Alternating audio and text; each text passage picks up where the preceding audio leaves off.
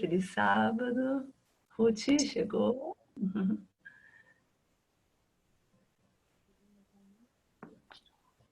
Thalita, sentindo sua falta sábado passado, tá aqui de volta. Esse povo da roça, às vezes fica na mão, né, com a internet. Nós vamos então começar com uma oração. Thalita, pode orar para a gente, para nós iniciarmos? Sim, vamos orar então? Querido Deus, amado Pai, muito obrigada, Senhor, pelas bênçãos que o Senhor derrama em nossa vida, bênçãos que às vezes nós nem reconhecemos, mas nós sabemos que o Senhor cuida de nós, que o Senhor nos dá a vida, essa é a melhor bênção. Nós queremos agora lhe pedir que o Senhor abra nossa mente e o nosso coração para o estudo da Tua Palavra, para o estudo dessa lição tão importante.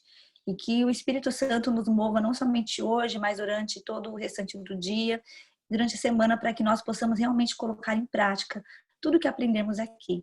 Que o Senhor também possa estar com todas as pessoas que estão aqui, aquelas que não puderam estar hoje, mas que o Senhor possa abençoar a todos nós e principalmente abençoar a nossa igreja com a mensagem que nós temos, tão importante para essa época do fim.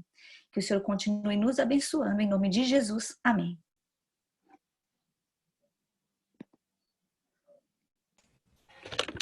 Amém. A igreja e a educação. Que tema importante também, né, irmãos? Amigas. Eu vou ler aqui o verso para memorizar. Esse tá difícil decorar, hein, gente? Tá grande. 1 Tessalonicenses 2, de 6 a 8. Mas fica aí o desafio de nós decorarmos o verso. O título já diz, verso para memorizar, né? Também jamais andamos buscando glória de homens, nem de vós, nem de outros. Embora pudéssemos, como enviados de Cristo, exigir de vós a nossa manutenção, todavia nos tornamos carinhosos entre vós, qual ama que acaricia os próprios filhos.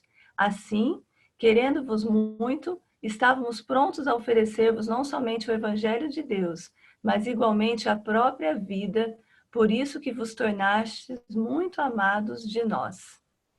Que forte, né?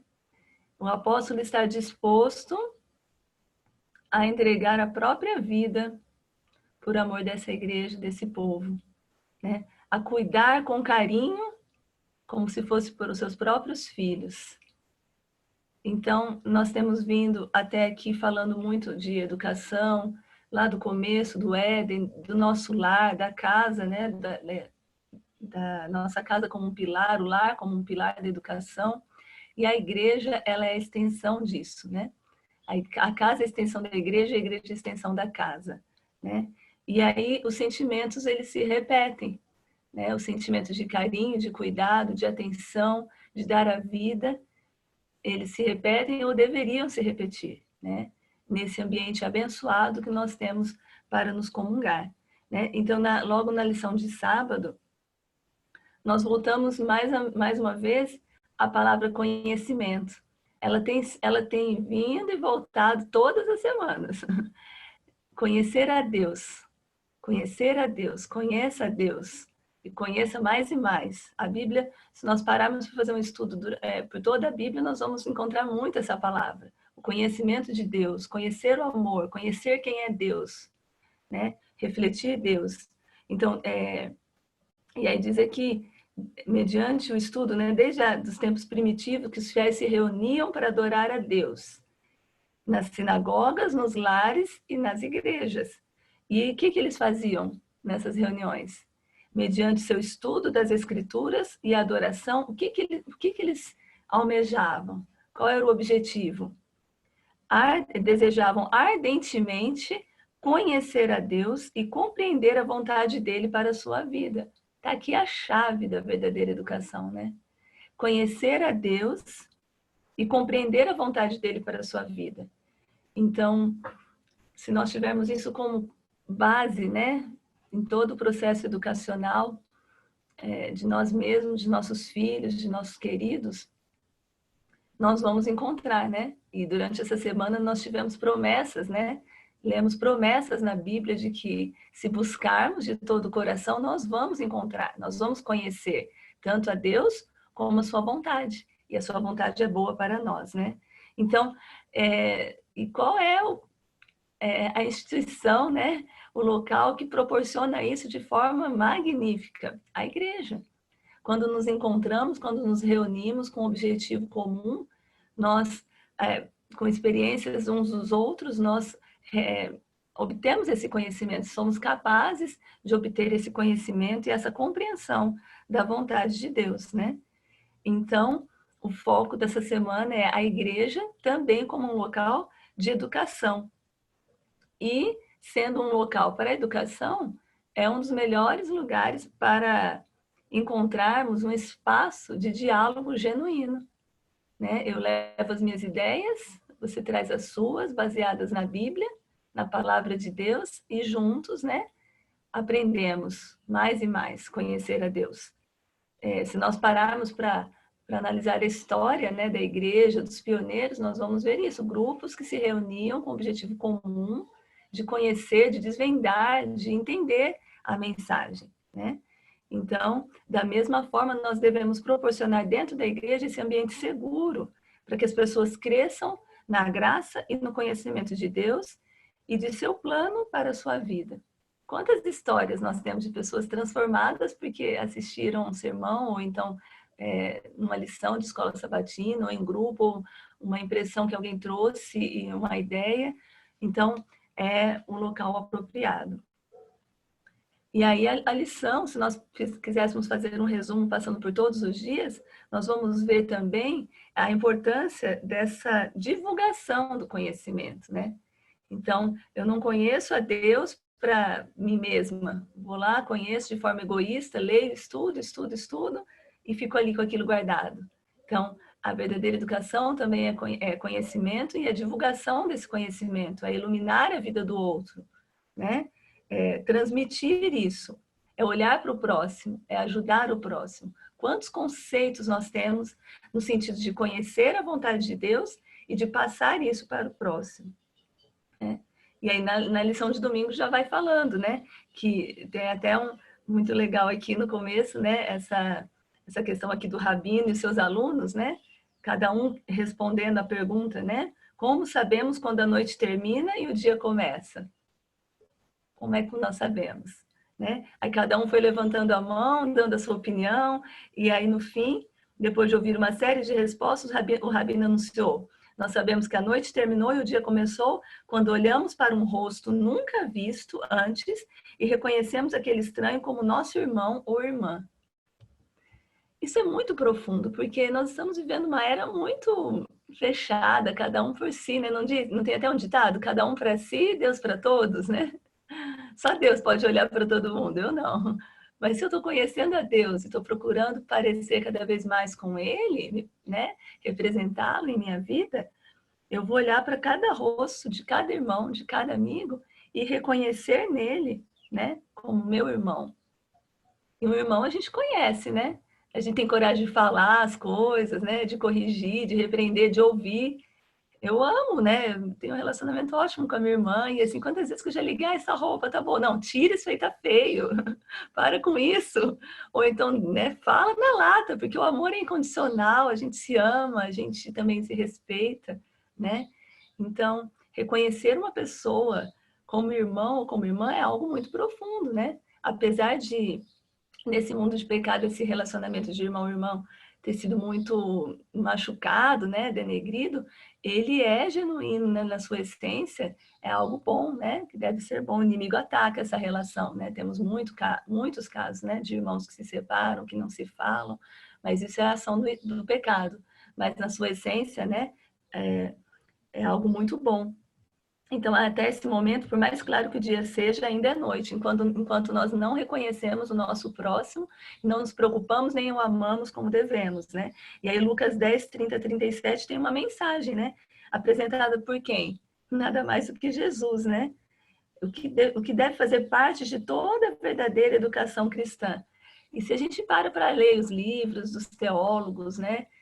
Os livros de Ellen White, a pedagogia adventista cristã, nós vamos ver que a verdadeira educação, ela sempre descamba no serviço ao próximo, né? De nada adianta nós entendermos tudo E se nós não colocarmos isso em prática e também se não ensinarmos isso aos nossos filhos. Eu tenho pensado cada dia mais nisso, nessa questão da prática do serviço ao próximo.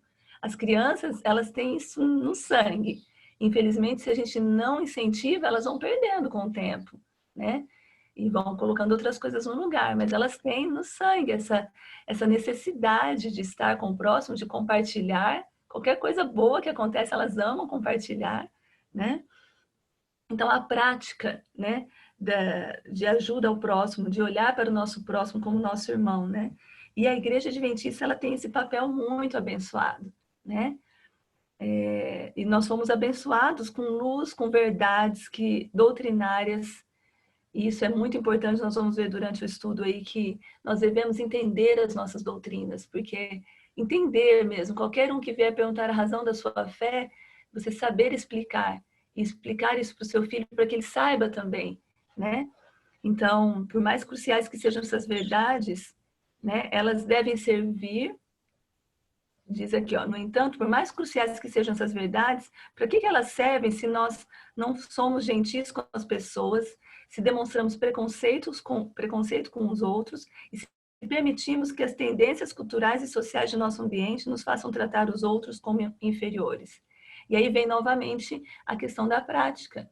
E nós todos aqui com filhos, né, o quarteto aqui do painel, a gente não consegue deixar de relacionar com a educação das crianças, né?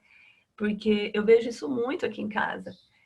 Elas procuram essa prática e eu me preocupo muito com isso, porque termos esse quadro de doutrinas, frequentarmos a igreja, estudarmos a palavra, mas não praticarmos, não adianta nada. E eu conheço muitos amigos que, infelizmente, os filhos estão perdidos, não querem saber mais dessas doutrinas, porque eles chegaram à conclusão e divulgam isso nas redes sociais, dizem, vocês falam muito, mas não praticam.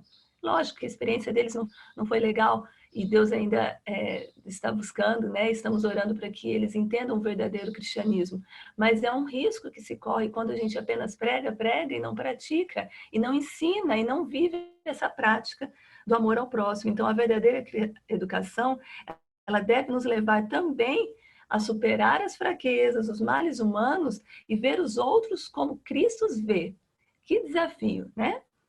Como seres por quem ele morreu, seres cujos pecados ele suportou na cruz, seres pelos quais ele pagou um preço infinito. E se elevarmos a cruz como devemos, veremos o valor de cada ser humano e trataremos como realmente merece. Então fica aqui o desafio, né, maior da verdadeira educação cristã, o olhar para o próximo, né, com esse reconhecimento de quem ele é, de quem ele pode ser e de como Cristo veria. Para nós fazermos isso, nós precisamos estar conectados com Ele, conhecer cada vez mais a Ele e a sua vontade, né? Então, que nós desenvolvamos a misericórdia, né, ao próximo, o amor, né, o ensino, né? Porque senão essa educação não é cristã, né? Então, a educação cristã, ela envolve tudo isso e muito mais que as meninas têm para dizer aí, né? E pensando, Dri, que nós podemos, às vezes, justificar ficarmos calados ou não divulgar a nossa luz por estarmos num mundo tão escuro, né? E a lição de segunda-feira faz o chamado para vivermos como a luz. É evidente, quando a gente vê ali as notícias, o que o mundo tem passado, uma escuridão moral, uma escuridão mesmo de tudo, né? E a lição começa, eu achei muito interessante, que diz assim, né? Em todo lugar que olhamos, parece que nosso planeta está se voltando para si mesmo, trocando a luz pela escuridão. Eu falei, poxa, então quer dizer que voltar para mim mesmo é ir para a escuridão? E aí nós entramos na essência, que é quando nós paramos de pensar no próximo, nós estamos na maior escuridão, né? Então a escuridão tem tudo a ver com o meu egoísmo, porque as pessoas pensam que as suas ideias são as mais importantes, são o meu eu, as minhas paixões, o meu gosto está acima de um amor abnegado, né? Um amor ao próximo. E Jesus vem com a filosofia, a filosofia adventista cristã, né? Que nós acreditamos que é o amor abnegado, o amor serviçal. E talvez nós ficamos procurando descobrir a forma que devemos ser essa luz ao mundo. Como, então, na prática, eu e minha família podemos ser a luz ao mundo, né? Será que eu tenho que ter projetos mirabolantes, ter fama, né? Enfim, nós sabemos que podemos ser uma pequena luz aonde estamos. Pare para pensar numa escuridão, quando acaba a luz aí, né? No sítio fica escuro, muito escuro. E se você acender um fósforo, você consegue chegar no lugar, consegue ver o que está ao seu redor. Porque quanto mais escuro, uma pequena fagulha de luz, ela vai fazer toda a diferença. A sua família, onde está, ela pode fazer toda a diferença. Então, você pode planejar para um vizinho que não conhece ainda a igreja, né, não conhece a mensagem da Bíblia, levar um pão e falar, olha, minha família gosta de orar e quer orar por você. Mas é isso, gente, é realmente na prática, porque falar isso, minha mãe já falava, minha avó. Então, sair daquela comodidade, talvez uma rotina tão fixa que te aprisiona para não abrir mão para cuidar do próximo. Eu tenho uma vizinha aqui que tem uma mãe meio doente e a gente resolveu ir cantar uma música. Meu filho toca um pouquinho violino, toca violino, e a gente foi cantar lá para ela esses dias e ela ficou muito, muito feliz. Assim, depois de uma semana, a minha filhinha menor, ela falou, mamãe, eu quero ir lá cantar para a vovó Tereza de novo. Aí eu fui só com ela e ela falou, e eu quero cantar sozinha. Eu falei, gente, tão pequenininha, né? E já com aquela vontade de levar um amor ao próximo.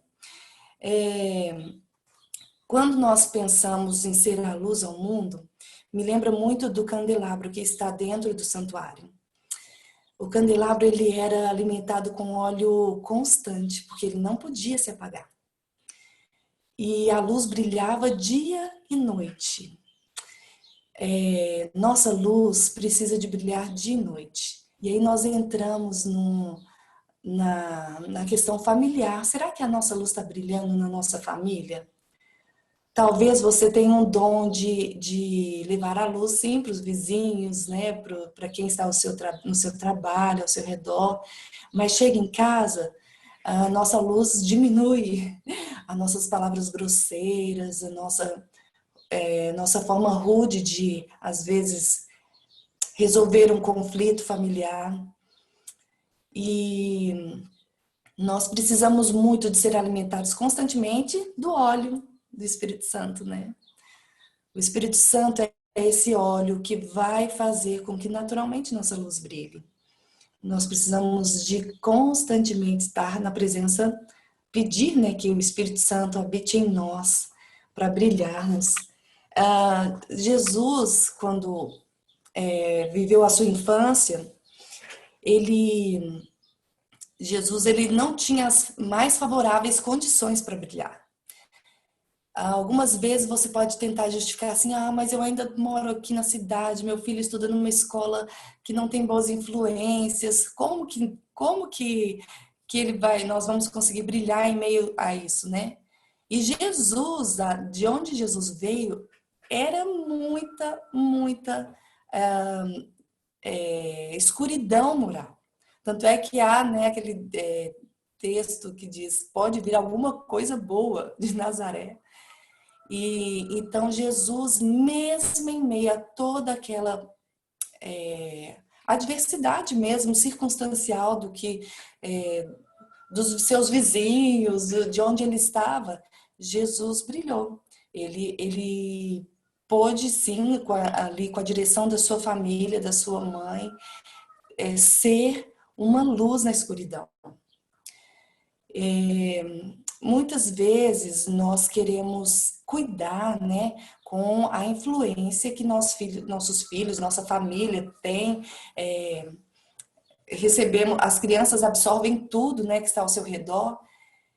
E será que é um momento certo de nós o excluirmos de toda a sociedade, o lado ruim da sociedade?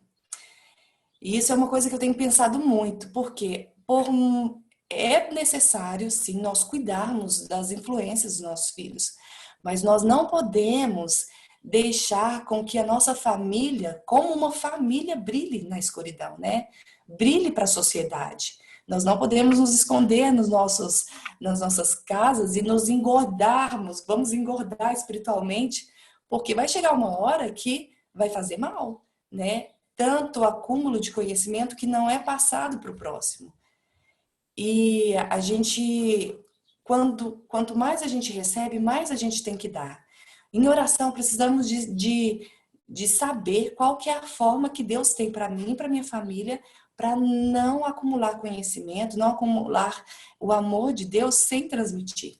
Porque, afinal de contas, o amor de Jesus, o amor de Deus, ele é serviçal, né? Aqui no livro Desejar de Todas as Nações, diz que durante o seu ministério, Jesus empregou mais tempo em curar os doentes do que em pregar. Aí eu vejo um cuidado, né, pela necessidade do próximo. Você tem suprido, você tem suportado alguém que está precisando? Às vezes é fácil pregar, né? E suportar alguém que está precisando? Poxa, eu já tenho filhos, já suporto muito os desafios do dia a dia, né? Não, gente. Jesus nos convida para suportar, sim, a dor do outro, orar juntos. Sabe aquele amigo que está com depressão? Ou um amigo que está com um problemão e você, poxa, ora de manhãzinha por ele e logo esquece. Jesus chama a gente para um envolvimento maior. É o ser o sal, né? É ser ali a diferença na vida de alguém. E assim nós vamos estar levando o evangelho sem nos excluir, sem nos isolar, mas envolvendo-nos com quem precisa. E eu estava pensando sobre essa questão do envolvimento. Nós podemos nos envolver e não nos contaminar? Fiquei imaginando um pintinho, né? Um pintinho de galinha assim, todo amarelinho ali brincando no barro. Esse pintinho provavelmente vai se sujar, né? Mas vocês já observaram que quando tem uma galinha na frente, os pintinhos vão todos seguindo a galinha? E por mais que esteja num lugar aqui sujo, eles vão tentar seguir os passinhos da galinha. Eu fiquei pensando, nós somos as mamães galinhas e os nossos pintinhos precisam de estar ali seguindo a gente. Se você está num ambiente que está sujo, contaminado moralmente, fique perto, sabe? Ele vai seguir os seus passinhos e aí sim nós vamos mudar o cenário, né? Podemos ser a luz sem nos contaminar. Eu passo adiante aí, agora vivendo como discípulos, né? Que é a nossa missão. Aline, posso fazer um comentário? Claro. Da sua lição? No finalzinho aí tá falando do período em que Jesus viveu, né? Que os romanos dominavam. E então, quando a gente lê Espírito de Profecia, fala que Jesus viveu no período mais escuro do mundo, né? Trevas morais e a opressão dos romanos, né? Então, por ser o período mais escuro, a luz de Jesus brilhou mais forte. É mais fácil você ver uma luz brilhando no escuro do que uma luz brilhando no claro. E me lembrou, assim, do momento em que nós estamos vivendo hoje, né? Nos últimos dias também vai ser um dos momentos mais escuros que nós vamos viver nesse mundo. E é por isso que a nossa luz precisa brilhar. E vai brilhar mais forte ainda, se nós permitirmos, né, que ela brilhe. E quando eu fico olhando a situação que nós vivemos hoje em dia, de pandemia, por exemplo, não parece que é muito mais difícil você testemunhar com todas essas restrições e você não consegue alcançar as pessoas, né? Aqueles projetos que, né, a gente que tem assim essa visão de missão, parece que, poxa, agora eu não vou ter mais oportunidade de realizar tantos projetos. Mas aí a gente começa a ver como Deus nos leva para esse testemunho pessoal, um a um, com o meu vizinho, né, que provavelmente está sozinho, trancado dentro de casa, não sai de casa. Não... Então, essa circunstância que parece nos podar, na verdade, ela promove um perfeito ambiente para a gente praticar o testemunho do jeito que sempre foi para a gente praticar, né? De uma família com a outra, fortalecendo e ajudando aqueles que estão em dificuldade. Eu queria acrescentar isso. Eu gostaria também de só fazer uma observação que a Aline tinha comentado, né? Mas como assim, quando eu olho para mim, parece que fica mais escuro, algo desse tipo, né, Aline? Essa questão do eu, aqui que fala logo no começo. E teve um pensamento que, ao ler essa lição, quando eu fico... Porque assim, veja, eu tenho que falar da luz, eu tenho que brilhar, e aí como é que eu brilho sem que eu apareça? Mas sou eu sou uma pessoa, né? E aí é muito tênue a linha entre eu me aparecer e aí ficar só o eu, né? Então, o sanduíche talvez seja justiça antes, eu no meio e glória depois. E aí eu acho que o combo fica bom, né? A justiça de Deus vem antes, prepara o caminho, eu entro com a minha experiência, com a luz que eu recebi para brilhar, e a glória de Deus. Então, com essa... Aí as pessoas vão ver, não o meu eu, elas vão ver a glória, elas vão glorificar ao Pai mediante aquilo que eu posso apresentar para elas. Então, esse é um ponto importante para pensarmos, né? Que nós podemos brilhar com a justiça antes, com a glória depois. E aí eu creio que o ponto vai estar certo e a luz realmente vai brilhar e não a escuridão, né? Aparecer. Exaltar a Jesus, né? É o alvo, né? Então, nós não...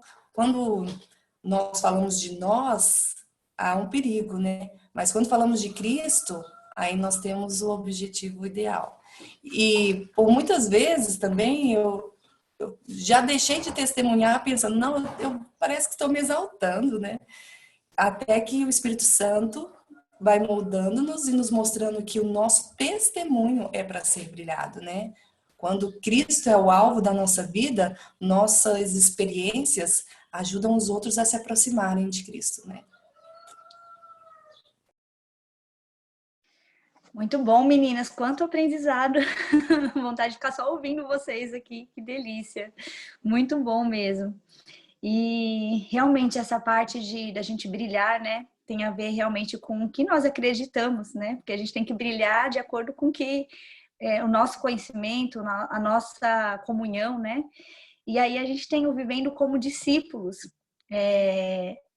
Aí fala logo no comecinho que essa ideia da educação cristã, né? Ela não tem como a gente só chamar educação cristã se nós não temos um mestre, o mestre verdadeiro. E o nosso mestre verdadeiro é Jesus. Então, ele é um mestre. Então, nós como alunos de Cristo, né? Vamos ali ouvir o que Cristo tem a nos dizer. E não só ouvir, né? Mas a gente realmente ver, né? Quando a gente lê a palavra de Deus, a gente está ali vendo as atitudes de Jesus ao longo do Novo Testamento. E ali fala que, então, nós somos chamados a ser discípulos. Na lição dos professores, tem algo muito legal que fala assim, que nós somos chamados de cristãos. E cristãos, ele define, quando você fala, eu sou cristão, define mais, assim, o conjunto de crença que eu tenho, né, religiosa. Agora, se a gente substituir o cristão, né, nós mesmos, né, nos denominarmos de discípulos, muda um pouquinho.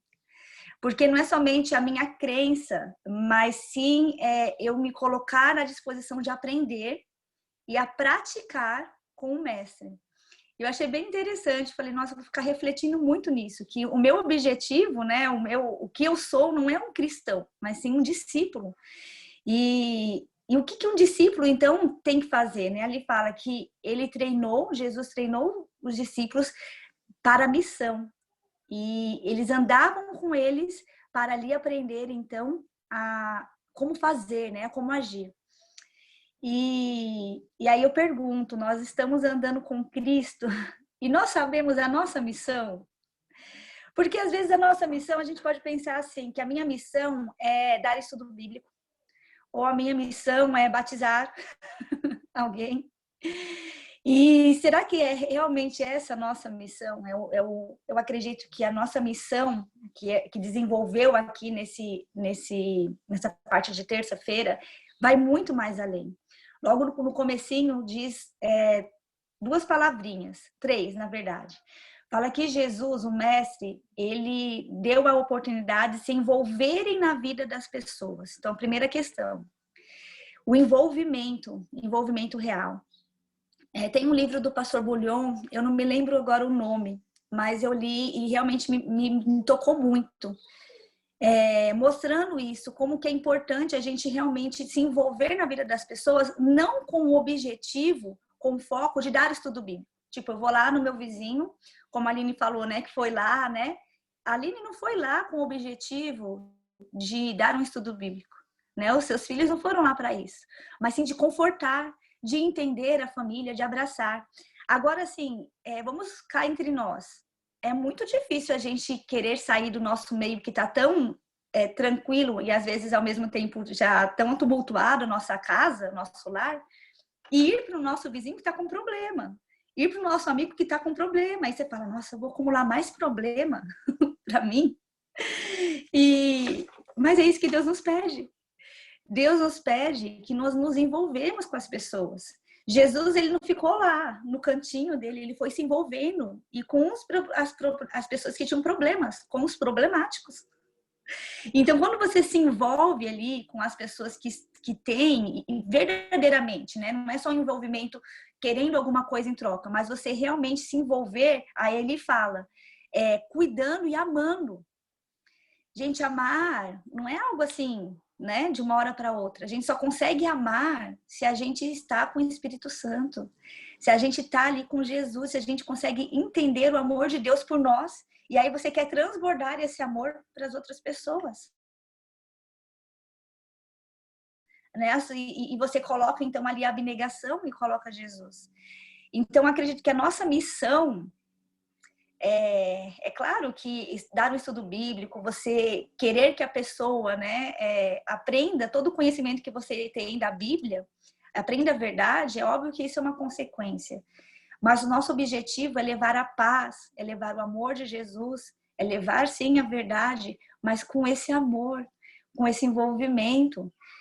Claro que nós temos que entender que temos um limite também pessoal na nossa vida. A gente tem que lembrar que nós temos a nossa família, temos os nossos cuidados diários e a gente não vai conseguir fazer uma revolução social por nós mesmos, sozinhos. E a gente tem que colocar esses limites, porque é importante. Quem tem mais essa tendência acaba se acumulando e depois começa a sofrer. A família sofre junto, então a gente tem que colocando ali os limites. E quanto mais a gente transborda isso, igual a gente está fazendo aqui agora, né? Está discutindo sobre isso, fica mais fácil. Porque aí não vou ser só eu sozinha. As outras pessoas, eu posso, né, montar ali uma rede de pessoas para ajudar. E aí não é só eu, para eu ir lá, né, somente. E quando a gente fala, eu estou falando em eu, né, nós, mas queria que a gente pensasse agora em relação à igreja, porque o tema é a igreja, né? Como que nós podemos lidar, como a gente pode transferir esse conhecimento para a nossa igreja, para a nossa comunidade? Eu acho que a gente precisa falar mais sobre isso. E você que é líder de algum departamento, seja o departamento que for, não precisa ser o ministério pessoal. A gente pode levar isso à frente na nossa igreja, motivar os nossos membros, os nossos amigos ali a fazerem isso, a se envolverem com as pessoas verdadeiramente, tipo um junta-panela. A gente faz lá um junta-panela e aí é um momento de diversão, né? De que a gente vai conversar, vai bater um papo, né? Por que não a gente desafiar na nossa igreja, cada um trazer um vizinho, a gente fazer uma programação especial para os vizinhos da igreja, né? A gente conhecer, a gente ir até a casa, a gente conversar, sentar, bater um papo. Na nossa igreja, né, Dri? A gente é da mesma igreja ali, um bairro bem humilde, no Jardim Lírio. E como é gostoso quando a gente senta, a gente escuta as histórias, né? A gente vê ali as pessoas diferentes. Acho que ali foram poucas, né, que a gente tem um contato há anos que eu tenho contato ali com as pessoas, não estão na nossa igreja ainda. Mas a gente conversa, a gente dá ali o interesse, a gente ali fala, né? Claro que tá faltando alguma coisa. Tá faltando alguma coisa, tá faltando para eles não estarem ainda. Mas a gente precisa se envolver, a gente precisa ali doar o nosso ouvido, que é difícil, muitas vezes, que a gente quer falar, mas a gente precisa ouvir.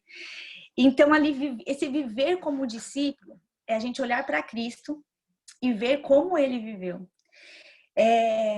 Jesus, ele não tratava as pessoas da mesma maneira. Você pode ver que algumas vezes ele é mais rude nas palavras, né? Aparentemente, com alguns. É mais direto, né? Vamos melhorar a palavra. É mais direto. E com alguns, ele já vai rodeando para falar. Porque Jesus, ele conhecia o tipo de cada pessoa. Por isso que a gente não pode colocar num esquadro, né? Num quadrado ali, uma regra de como nós devemos tratar cada um. Algumas pessoas, a gente assim, realmente dilata, já começa a falar sobre Jesus porque essa pessoa está interessada. Mas alguns não, vai demorar um tempo para que aconteça isso. E como que eu vou conseguir identificar isso? Somente com o Espírito Santo. E eu entendendo e estando realmente com vontade ali de ajudar a entender aquela pessoa. Bom, continuando aqui, lá em Lucas, né, no capítulo 4, 18 a 23, mas principalmente o verso 18, né, que diz: o Espírito do Senhor está sobre mim, pelo qual me ungiu para evangelizar os pobres. Olha só, vamos pensar em cada um. Evangelizar os pobres. Enviou-me para proclamar libertação aos cativos, restauração da vista aos cegos, para pôr em liberdade os oprimidos e apregoar o ano aceitável do Senhor. E aí vem a pergunta, né? Qual a alternativa correta? Devemos realizar as obras de Cristo: evangelismo, ação social e cura. Gente, isso é muito importante, é muito sério. Não é algo tão simples assim, né? Quando a gente fala de ação social, a gente coloca lá, pensa em Abra, né? Não. É você realmente ir até a casa da pessoa, é você ver as necessidades das pessoas.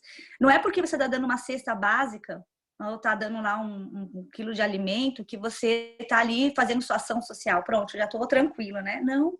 É muito, muito, muito mais que isso.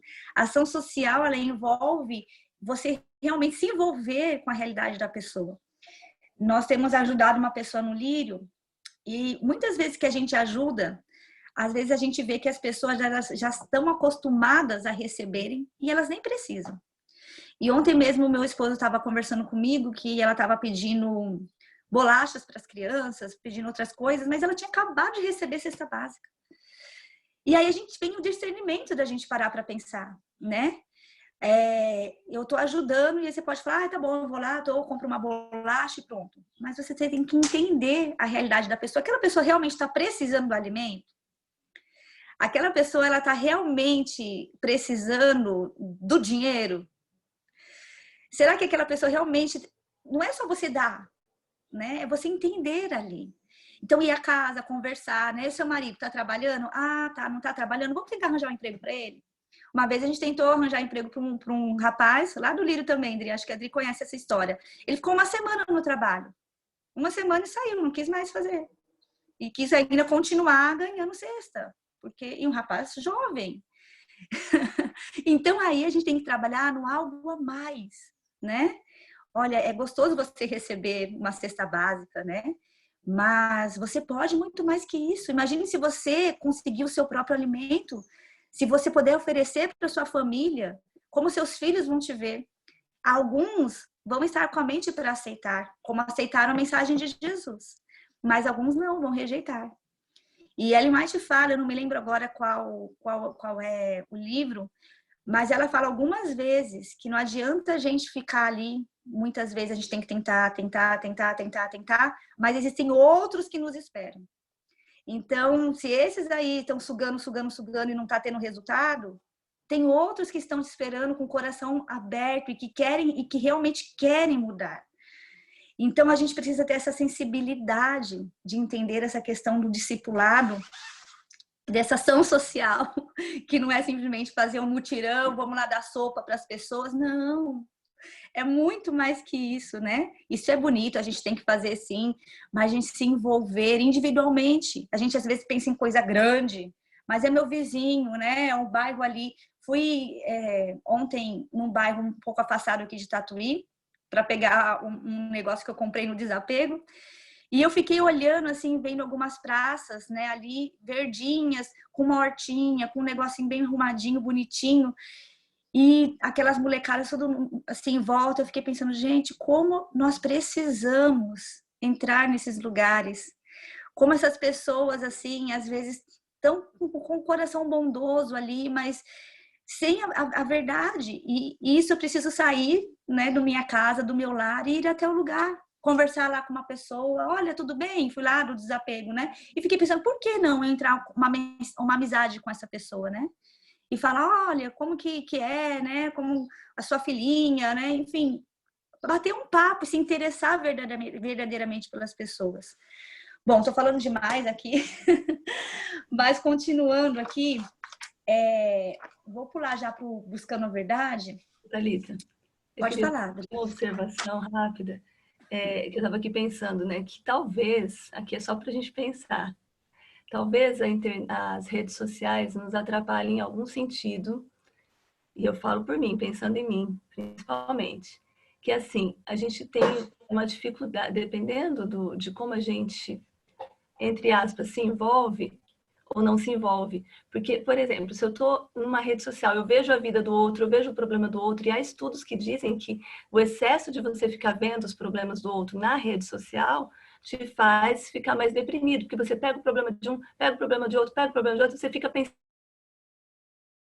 naquilo, aquilo te faz mal. Mas olha só a diferença entre você só ficar assistindo tudo que está acontecendo e você se envolver. Porque quando você se envolve, pode ser até que eu tenha visto lá na rede social um problema, mas aí, aquela pessoa está passando por isso, vou lá fazer uma visita, vou ligar para ela, vou perguntar o que ela precisa. Então, não é de todo ruim, mas assim, a questão do envolvimento, ela muitas vezes pode nos possibilitar esse não envolvimento, você só fica assistindo o que está acontecendo, mas você nem interage, não conversa, não fala, e ainda te toma um tempo, ainda te traz um peso. Então, a gente pode pensar nisso, né? Que às vezes a gente está vendo tudo que está acontecendo na vida das pessoas, mas a gente não está se envolvendo no sentido de ajudar. E não precisa se envolver com todas, né? Porque isso vai trazer uma carga, mas escolha uma pessoa e se envolva realmente, né? Muito bom, Dri. E eu só estou olhando aqui e vi que é muito importante a gente falar também falar que como discípulos de Cristo, respeitamos todas as pessoas e trabalhamos para proporcionar um lugar em que todas elas cresçam e se desenvolvam. É importante nós, como individualmente, né, e como igreja, a gente educar a nossa igreja a esse respeito. Porque chega uma pessoa nova lá na igreja, né, que você fez tudo isso, aí você levou. Aí começam a olhar de cima para baixo, né? Ali, em cima e embaixo, começa a mexer. Então, assim, é algo que a gente realmente deve educar e falar mais, realmente, promover mais esses assuntos. A questão social, a gente viu aí há pouco tempo, né? E ainda está rolando a questão do preconceito racial, né? E quando a gente fala de preconceito racial, a gente não está falando de negros somente. Aqui no Brasil, a gente tem bolivianos, a gente tem tantos outros, né, que chegam, principalmente em São Paulo. A gente vai lá e aí, às vezes, começam piadinhas. Não sei quantos de vocês já ouviram piadinhas maldosas. Na escola, eu me lembro que eu já chegava, né, e quando os alunos começavam com, a gente chama de humor negro, né, eu falava, isso não pode, isso não existe, né? Então, a gente precisa porque às vezes nós mesmos também temos preconceitos com pessoas que são deficientes, né? Talvez taxando-as como incapacitados de realizar alguma coisa. Ou os iletrados, como aqui, né? Nós como discípulos, devemos realmente buscar esses, né? Esse não conhece, não consegue ler, é muito ignorante, né? Na sua cultura, não vai conseguir compreender. Nós devemos abraçar a todos e respeitar a todos. Todos são filhos de Deus. Todos merecem o conhecimento. E aí vem essa parte de quarta-feira, né, do buscando a verdade. E aí eu acho que esse ponto é a chave para a gente realmente conseguir transbordar, sermos a luz, como a Aline falou, né? E aí sermos os discípulos. Porque como que você vai ser um discípulo da mentira? Nós temos que buscar a verdade. E a verdade só é encontrada em Cristo, só é encontrada na palavra de Deus. E começa aqui falando sobre o questionamento. Como que a gente consegue buscar a verdade? Quando a gente questiona. Quando a gente questiona o porquê disso. A gente está numa igreja, talvez você já cresceu, né? Nasceu na igreja, e talvez você aceite, né? Por osmose, vai aceitando, né? Mas por quê? Por que a Adriana falou isso? A gente entender sobre a nossa fé. Por que nós guardamos o sábado? O porquê que outros guardam o domingo? Por que nós não comemos carne de porco, camarão? Quais são os versos que as pessoas usam para debater isso? Estou pegando coisinhas simples, né? De nossa doutrina, coisas simples. Mas e se a gente for mais a fundo, né? Por que eu acredito na volta de Jesus, da maneira como ela é? Ou eu acredito, eu entendo realmente a volta de Jesus, a profecia, né? Por que eu acredito em Ellen White? Ou não acredito? Não sei se vocês conseguem entender por que eu tenho que ir à verdade. Quando eu começo a perguntar as coisas, eu começo então ali a vasculhar. Agora vamos tomar muito cuidado. Qual é a fonte que nós devemos procurar as coisas? Os questionamentos, os pontos de interrogação, eles devem ter. Lá no finalzinho, eu vou pular, mas eu vou voltar, tá? Fala assim, por que as escrituras devem ser a principal fonte de respostas às grandes perguntas da vida? Quando eu vi isso, eu fiquei pensando, gente, como isso é importante. Porque hoje, no mundo Google, qualquer dúvida que nós temos, nós colocamos no Google. E isso, assim, claro, coisa simples, né? Eu vejo um passarinho aqui, passarinho preto e branco. Eu coloco lá, vai me aparecer um monte de passarinho, eu vou descobrir que passarinho é. Ótimo, é uma bênção, uma agilidade ali, já tenho a informação. Mas para as coisas mais complexas, como a educação dos filhos. Meu filho, como educar meu filho quando ele está fazendo birra, por exemplo, né? Aí eu vou lá no Google e aí eu tenho várias filosofias, várias maneiras de educar. Mas e se eu pegar a Bíblia e eu ver como que a Bíblia ali mostra a educação dos filhos? Nossa, mas isso vai demorar muito até eu entender, né? Se eu pegar ali o espírito de profecia. Não estou falando que a gente não deva ir ao Google e pesquisar e procurar, né? Mas que a nossa fonte principal deve ser a Bíblia, deve ser a palavra de Deus, principalmente nas questões teológicas. Depois, se vamos complementar com o espírito de profecia à luz da Bíblia. E não somente um ponto, mas a gente tem que ali, né, ver todo o contexto. A gente não pode ficar ali só com uma frase solta, né? Enfim, a gente tem que ter a curiosidade, como as crianças têm curiosidade, não nos acomodarmos e irmos à fonte correta para acharmos a solução. E aqui nós temos vários textos na pergunta 4, né? Mostrando sobre isso, sobre como encontrarmos a verdade. E que lindo, quanto texto, né? Buscar de todo o coração, né? Falando que ele não está longe, guia-me na tua verdade, né? Ensina-me, né, a viver a tua verdade, a tua palavra, enfim. E ali a gente tem a resposta. Encontraremos Deus quando buscarmos de todo o coração.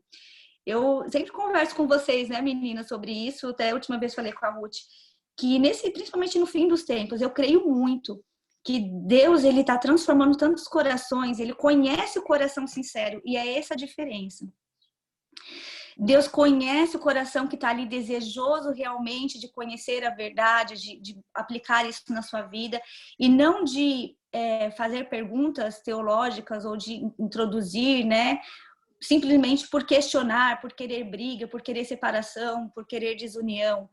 E Deus conhecendo esses corações sinceros, ele não vai deixar na ignorância. Isso é em relação a todos nós, né? Se nós estamos em uma parte errado, Deus, ele vai nos mostrar se nós tivermos o coração sincero. E nós precisamos buscá-lo de todo o coração. E não queremos defender as nossas ideias, mas buscar a Ele. E Ele vai nos mostrar a verdade. E aí aqui fala, né, que a Bíblia está repleta dessas pessoas curiosas, né, que são parecidas com cada um de nós, eu acho que principalmente com as crianças, né, que estão buscando ali a verdade. E ali fala que tudo fez Deus formoso no seu devido tempo. Também pôs a eternidade no coração do homem, sem que este possa descobrir as obras que Deus fez desde o princípio até o fim. Foi Deus quem colocou, né, essa eternidade. Foi Deus que colocou essa curiosidade no nosso coração, essa vontade de querer aprender. Então, gente, vamos buscar mais isso. Vamos buscar realmente esse entendimento, esse compreendimento. E ali no final fala: que privilégio, que responsabilidade é sermos capazes de mostrar algumas respostas às pessoas que buscam. Porque quando a gente vê as pessoas perguntando, né? Para onde a gente vai? Né? A gente vai morrer? E vai morrer eternamente? Se nós temos esse conhecimento, que privilégio é nós também mostrarmos isso para as pessoas. Então, eu vou passar aí a vez para a Ruth. Que Deus possa nos ajudar. Eu gostaria de começar a minha reflexão na lição de quinta-feira compartilhando um texto que a Sara colocou no chat para mim, que tem tudo a ver com a lição toda, mas principalmente, deixa eu ver se eu consigo colocar aqui, principalmente com a lição de quinta-feira. Eu acho que não vai.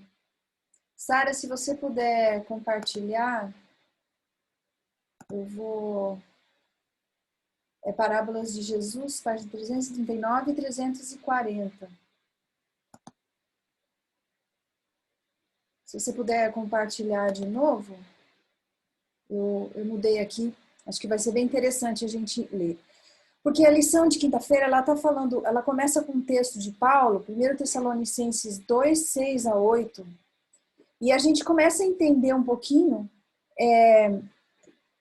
que o ministério dos apóstolos não era realmente só a pregação. Achei muito bonito esse texto. Paulo fala assim, no verso 6 ele já começa falando que eles não buscavam apenas o reconhecimento das pessoas, né, na missão deles.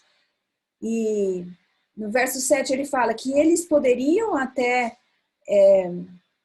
vamos dizer assim, cobrar. A gente, estudando a vida de Paulo, a gente sabe que Paulo não cobrava, não recebia um salário, ele era assim, tinha um ministério de autossustento, né? Ele trabalhava e ele fazia as viagens dele, as pessoas davam ofertas para ele, mas ele não buscava o sustento através do seu ministério.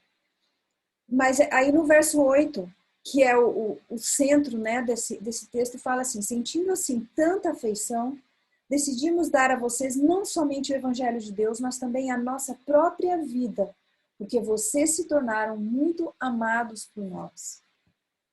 Então a gente vê aqui, dentro desse contexto que nós estamos vendo essa semana, né, da educação dentro do ambiente da igreja, uma parte muito importante é esse compartilhar da vida. A nossa vida, e aí a gente nos remete ao livro Experiências da Vida, né? Cada um de nós, a vida de cada um de nós, né, é um livro. É um livro que pode ensinar aos outros algo mais. Então, quando Paulo, quando ele desenvolveu o ministério dele, ele tinha essa visão de que mais do que ele preparar um sermão, preparar uma mensagem, transmitir às pessoas, ele estava compartilhando da própria vida dele. Por isso que ele não tinha medo de se sacrificar, né? E foi o que aconteceu, de se sacrificar pelo Evangelho. Por quê? Porque ele sabia que todas as experiências da vida dele iam contribuir para a educação das pessoas, né? Das pessoas que tinham contato com ele. E a gente, então, vê nessa semana, né, que a igreja é um grande agente educador. Daí a importância de nós participarmos de uma comunidade de igreja, né? Quando eu estou lá, eu estou educando através da minha vida, das minhas experiências, dos meus testemunhos, e eu estou aprendendo, ouvindo as experiências dos outros. Você nunca entra e sai da igreja sem uma transformação. A menos que você entre e saia e esteja totalmente fora, né, pensando nos seus próprios problemas, ou de repente olhando o celular, e você não escuta nada do que está acontecendo ali. Mas é impossível você entrar e sair sem ter crescido, né? Sem ter aprendido alguma coisa. E eu fico feliz de que hoje é sábado e algumas de nós, pelo menos, vamos sair daqui e vamos à igreja. O que será que nós vamos aprender hoje? Como que a igreja vai contribuir para a nossa vida, né? Então, na lição também traz uma menção a Romanos 12:2, né? A transformação que acontece na nossa mente. Todos os dias, todos os momentos, a nossa mente está sendo transformada. E não é diferente dentro do ambiente da igreja, né? Só que a igreja, ela se torna um ambiente educacional muito mais importante. Por quê? Porque todos estão ali com o foco de aprender de Deus. Voltando um pouquinho ali no primeiro texto abaixo da pergunta, Mateus 18:20. Aonde estiverem 2 ou 3 reunidos em meu nome, ali estou no meio deles. A gente às vezes não para pensar nisso, né? Nesse exato momento, nós aqui, cada uma num canto do mundo, Deus está aqui conosco. E é por isso que essa experiência é uma experiência educadora, é uma experiência que nos transforma. Por causa da presença de Deus. Nós estamos trocando ideias, trocando experiências, e Deus está atuando, Deus está através da comunidade, Ele está nos educando, né? Então, eu sou educada quando eu oro na minha igreja, ou né, em qualquer momento de estudo, quando eu estou cantando, quando eu estou aprendendo a palavra de Deus, quando eu estou testemunhando as coisas que aconteceram na minha vida. E esse processo educativo vai renovando a minha mente, vai transformando quem eu sou. E assim a gente descobre o poder do Evangelho, né? Às vezes as pessoas entram na igreja, tem alguns membros que são bem quietinhos, não falam nada, eles só entram e saem todos os sábados, todos os cultos. Mas aquilo que está sendo compartilhado ali está afetando eles, está transformando o coração deles, né? Tem uma outra citação aqui um pouco mais abaixo na lição que fala assim: quando ouvimos, está no terceiro parágrafo, no meio do terceiro parágrafo, quando ouvimos os outros falando da bondade de Deus, sentimos quanto Ele tem sido bom para nós. Quando ouvimos sobre as lutas e dores uns dos outros, sentimos a cura de Deus em nossa vida e experimentamos um desejo renovado de ser instrumentos de sua graça e cura. Olha que lindo, né? A gente aprende com a experiência dos outros. Não sei de você, mas muitas vezes quando eu estou ali ouvindo uma pessoa testemunhar de algo que Deus está fazendo na vida dela, imediatamente me vem à mente coisas que Deus está fazendo na minha própria vida, né? Então, esse processo de compartilhar está me educando também. E eu confesso para vocês que a lição, especificamente de quinta-feira, eu não sabia que eu iria compartilhar a lição de quinta-feira até ontem, mas foi assim um dos tópicos que mais me tocou essa semana. Porque eu confesso que apesar de, particularmente, eu ter assim, muito interesse nesse assunto da verdadeira educação, né? A gente nem sempre, eu pelo menos nem sempre parei para olhar a igreja como esse agente educador, né? A gente pensa no lar, a gente pensa na escola, mas e a igreja?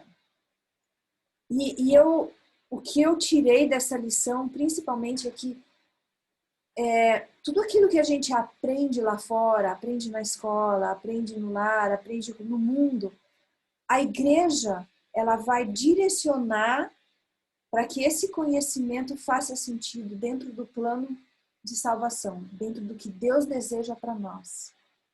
Muitas pessoas não têm o privilégio de estudar numa escola cristã, onde os professores fazem isso, ou viver num lar onde os pais estão colocando esse foco, principalmente para os adultos agora, né? A gente pensa muito nas crianças na educação, mas nos adultos que nunca tiveram esse contato, né, com os princípios da verdadeira educação.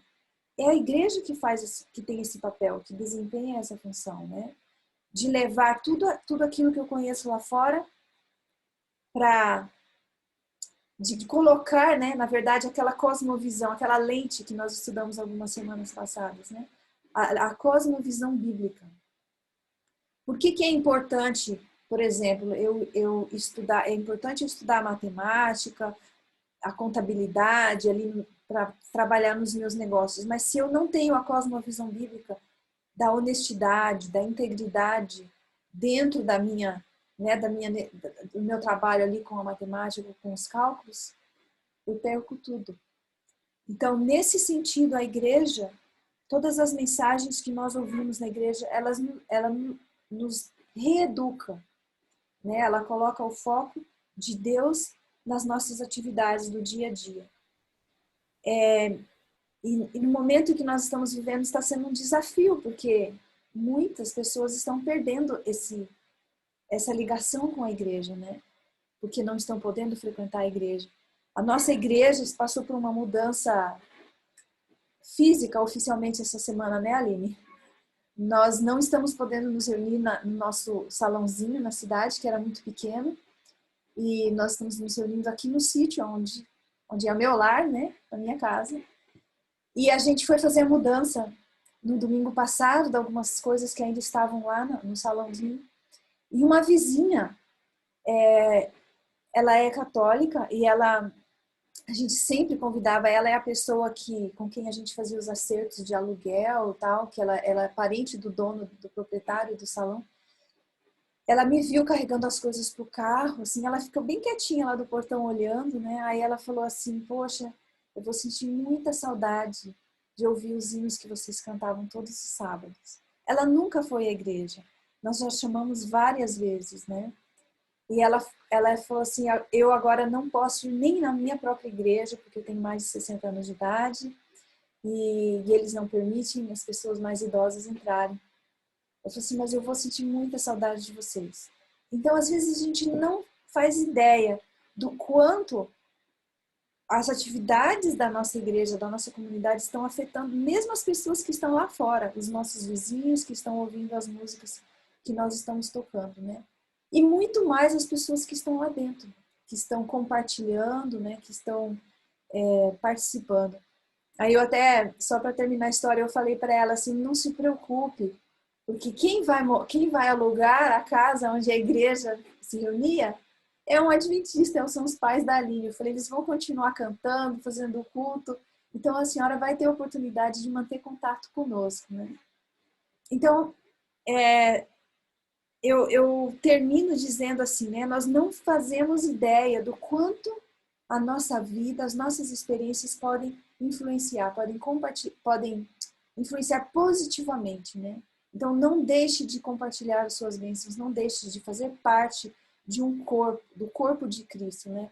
Da sua igreja, porque você só vai crescer e ajudar as pessoas a crescerem também. Sabe? Ruth, Falou. um pequeno comentário. Quando Jesus ele comissionou os 12 discípulos para evangelizar, ele disse que nenhum foi mandado sozinho, né? Mas irmão em companhia de irmão, amigo ao lado de amigo. Assim poderiam auxiliar e animar mutuamente, aconselhando-se entre si e orando um com o outro. Isso é um texto do Desejado de Todas as Nações. E a igreja, a comunidade, a comunhão com os irmãos nos ajuda a centralizar nossas ideias no que assim diz o Senhor, né? E ela vai nos mostrar, às vezes, precisamos dos conselhos de alguém mais experiente. Há uma doutrina que ainda, algum detalhe que eu preciso de aconselhamento. E até os discípulos, eles não eram perfeitos, né? Eles estavam em transformação. E isso me motiva a sair a evangelizar, mesmo eu sem ser perfeita. Eu não preciso ser perfeita, os discípulos não eram e estavam na missão que Jesus designou, né? E precisamos, sim, de ir avante, e a transformação vai vir no processo, né? E quando a gente pensa na verdadeira educação, Ruth, isso que você falou bate muito assim, né, na mente da gente, porque a gente tem falado ao longo dos nossos estudos aqui, né, estudando individualmente também, que a verdadeira educação, ela é primeira para nós, né, adultos, nós pais, né? Então não tem como, a gente não está indo mais para a escola, né? A gente até às vezes inventa um curso ou outro, mas a gente não está mais indo para a escola. E aí, Deus é tão bom que Ele nos proporciona uma escola todos os sábados, todos os dias, às quartas, aos domingos, as programações, a gente ainda tem uma escola. E tem um outro aspecto também, para aqueles que não têm acesso a uma educação cristã na escola, uma escola cristã, né?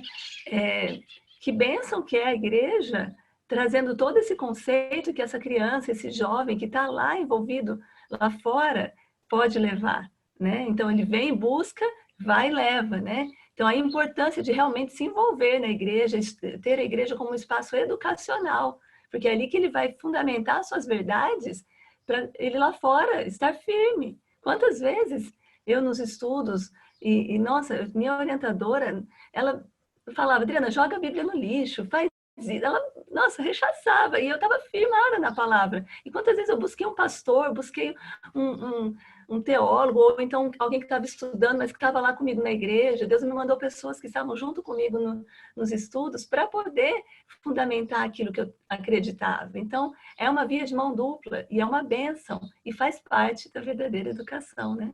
Deus é muito bom, Ele provê todas as nossas necessidades em todos os tempos, né?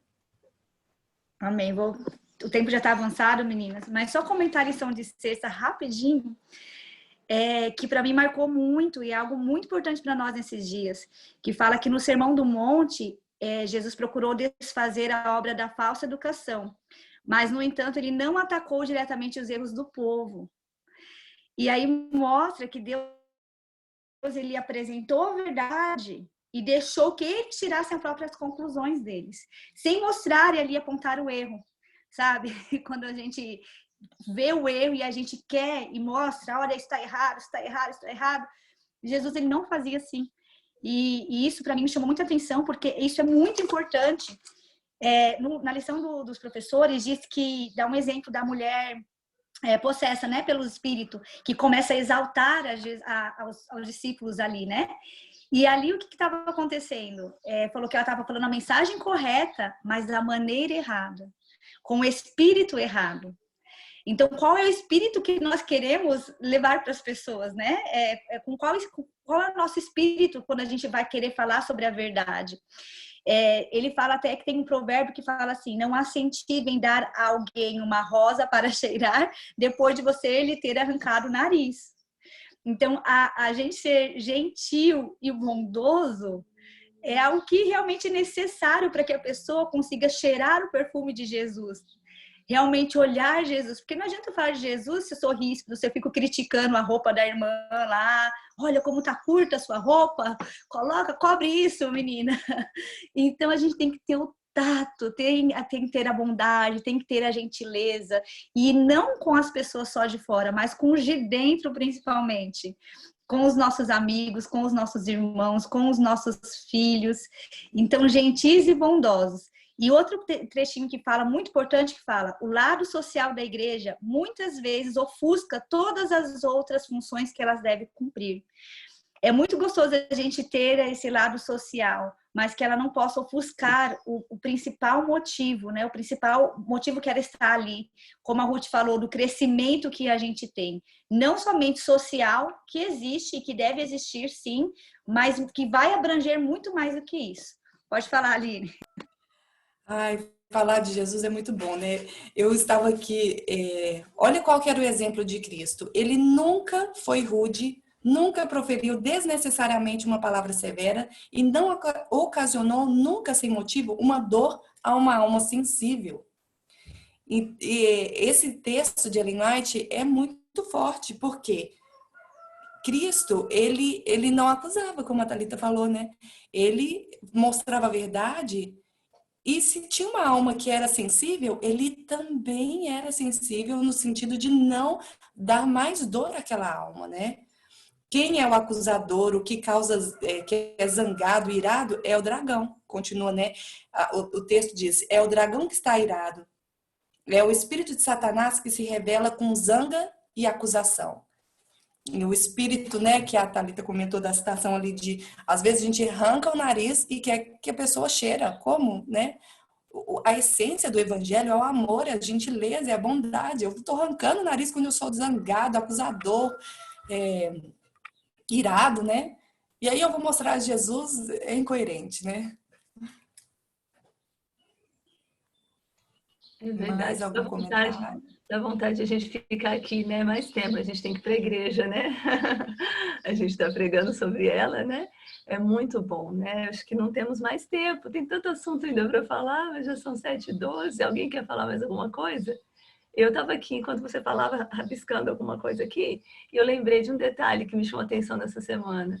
A gente sempre fala, e eu já falei para as minhas filhas, a igreja é como se fosse um hospital, né? Para não ficar, eles têm problema. Agora eu acrescentei, a igreja é um hospital e também é uma universidade. Olha que legal, né?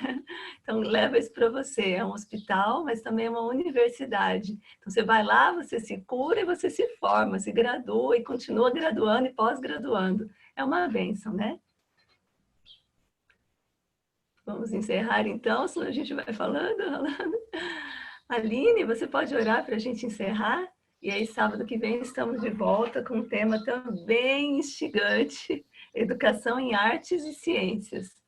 Educação em tudo. Deus nos abençoe, nos guie, nos guarde durante essa semana, abra nossa mente, nosso coração para estudar profundamente a palavra de Deus. Amém. Vamos orar? Santo Deus, eterno Pai, como é bom, Senhor, falar da Tua palavra, ouvir a Tua voz através da Bíblia. E também, Senhor, como é bom congregarmos entre irmãos na igreja. Senhor, nós todos estamos em transformação nessa escola que vai nos conduzir à eternidade. E nós agradecemos ao Senhor por ter nos guiado à igreja que nos ajuda nessa formação. Que possamos, Senhor, contribuir para que a missão seja levada aos pobres, aos que estão aprisionados no pecado, aprisionados, Senhor, na escravidão desse mundo, que possamos ser luz para eles, que possamos iniciar com os que estão ao nosso redor, os nossos vizinhos, amigos de trabalho, e assim, Senhor, cada vez mais nossa luz possa brilhar, que possamos não ter vergonha de testemunhar e de expressar tantas coisas que o Senhor tem feito em nossa vida. Nós amamos ao Senhor e queremos que Jesus volte logo. E estamos, Senhor, à disposição para fazer a tua missão nessa terra. Usa-nos, Senhor.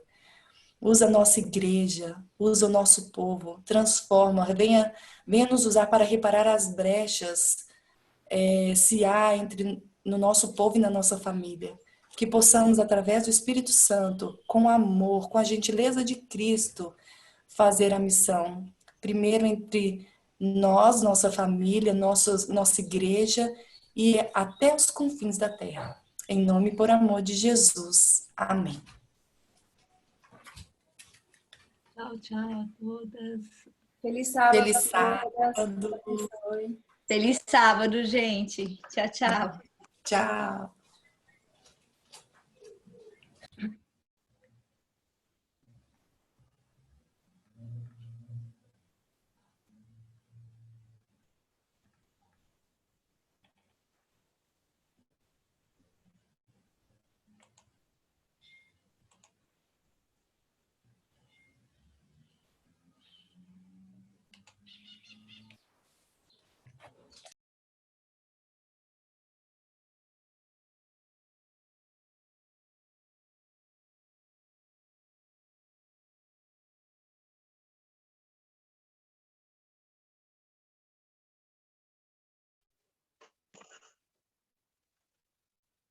Tchau! Tchau, tchau. Oi, Aline!